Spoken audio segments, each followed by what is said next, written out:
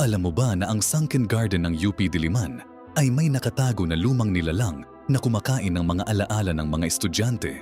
Simula noong 1985, mahigit 40 estudyante na ang nag-ulat ng malaking puwang sa kanilang memorya pagkatapos mag-aral mag-isa sa Hardin tuwing gabi.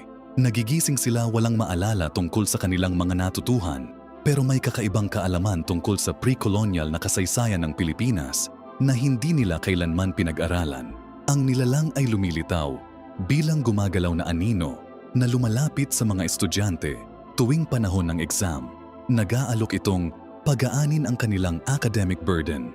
Nagsasabi ang mga biktima na parang hinuhugot ang kanilang mga alaala habang nakakakita ng mga sinaunang manunulat na Tagalog na nagsasagawa ng mga ritual sa parehong lugar.